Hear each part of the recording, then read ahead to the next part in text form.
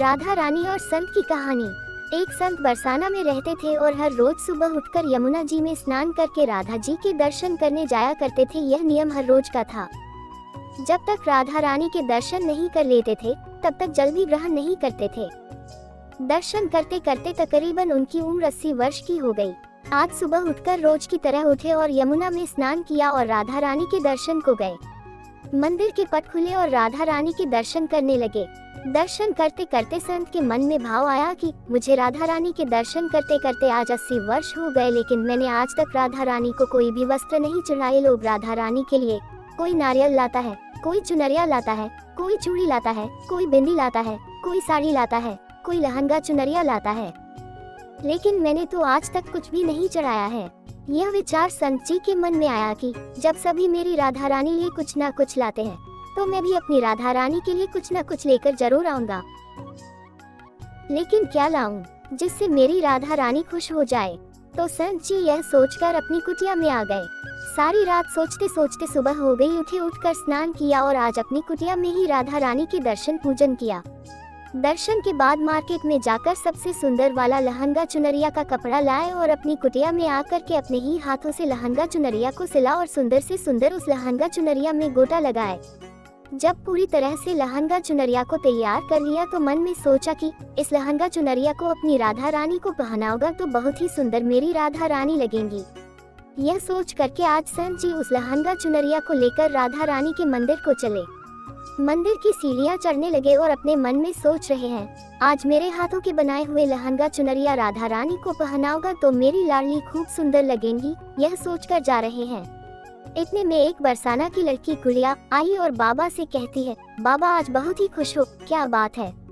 बाबा बताओ ना। तो बाबा ने कहा कि गुड़िया आज मैं बहुत खुश हूँ। आज मैं अपने हाथों से राधा रानी के लिए लहंगा चुनरिया बनाया है। इस लहंगा चुनरिया को राधा रानी जी को पहनाऊंगा और मेरी राधा रानी बहुत सुंदर दिखेंगी। उस गुड़िया ने कहा, बाबा मुझे भी दिखाओ ना आपने लहंगा चुनरिया कैसी बनाई है। लहंगा चुनरिया को देखकर वो लड़की बोली, अरे बाबा राधा रानी के पास तो बहुत सारी पोशाक है, तो ये मुझे दे दो ना। तो महात्मा बोले कि बेटी तुमको मैं दूसरी बाजार से दिलवा दूंगा, ये तो मैं अपने हाथ से बनाकर राधा रानी के लिए लेकर जा रहा हूँ, तुमको और कोई दूसरा दिलवा दूंगा। लेकिन उस छोटी सी बालिका ने उस महात्मा का दुपट्टा पकड़ लिया। बाबा ये मुझे दे दो। पर संत भी जिद करने लगे कि दूसरी दिलवाऊंगा, ये नहीं दूंगा। लेकिन वो बच्ची भी इतनी तेज थी कि संत के हाथ से छुड़ा लहंगा चुनरिया को छीनकर भाग गई। अब तो बाबा को बहुत ही दुख लगा कि मैंने आज तक राधा रानी को कुछ नहीं चढ़ाया, लेकिन जब लेकर आया तो गुड़िया लेकर भाग गई। मेरा तो जीवन ही खराब है, अब क्या करूँगा? यह सोचकर संत उसी सीढ़ियों में बैठे करके रोने लगे। इतने में कुछ संत वहाँ आए और पूछा, क्या बात है बाबा, आप क्यों रो रहे हैं? तो बाबा ने उन संतों को पूरी बात बताया। संतों ने बाबा को समझाया और कहा कि आप दुखी मत हो, कल दूसरी लहंगा चुनरिया बना के राधा रानी को पहना देना। चलो राधा रानी के दर्शन कर लेते हैं। इस प्रकार संतों ने बाबा को समझाया और राधा रानी के दर्शन को लेकर चले गए। रोना तो बंद हुआ लेकिन मन खराब था, क्योंकि कामना पूरी नहीं हुई ना।